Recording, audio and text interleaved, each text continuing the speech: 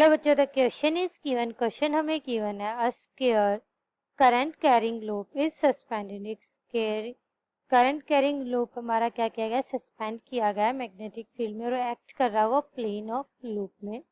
The force on one arm, जो force होगा हमारा वन आर्म पे वो क्या है, एफ है।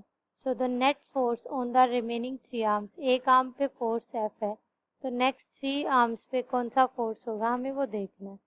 तो यहाँ पे जो फॉर्मूला यूज करेंगे, जो फोर्स यहाँ पे अप्लाई होगा वो होगा I D L cross P.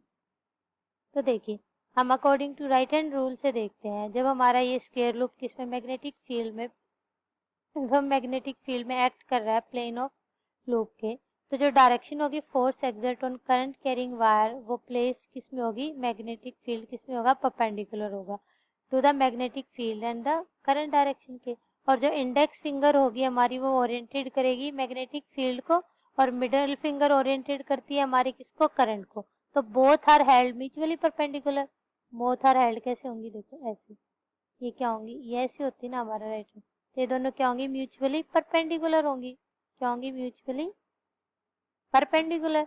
Then thumb gives the direction of force, और थंब किसकी डायरेक्शन देता है, फोर्स की डायरेक्शन बताता है हमारी, ठीक है, विच इज परपेंडिकुलर टू, ठीक है।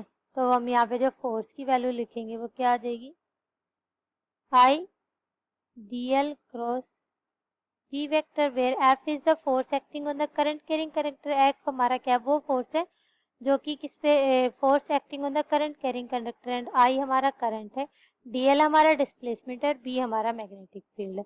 अब हमें पता आई एंड डीएल, आई और डीएल किस में है, सेम डायरेक्शन में मूव करें, किस में मूव करें,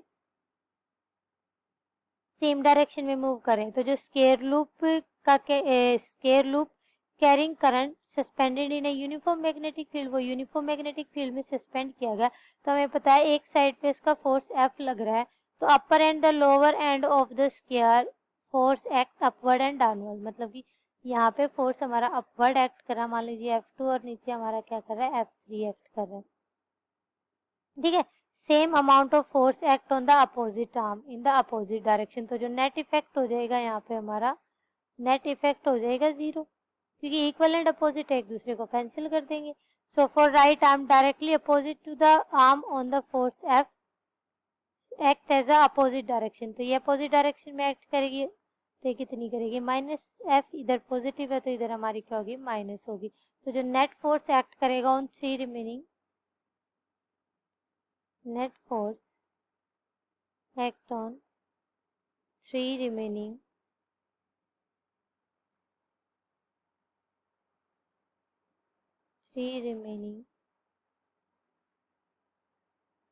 arms is minus F. So which is option number C is correct. Option number C is our correct answer. Thank you so much. Hope you like the solution of your question.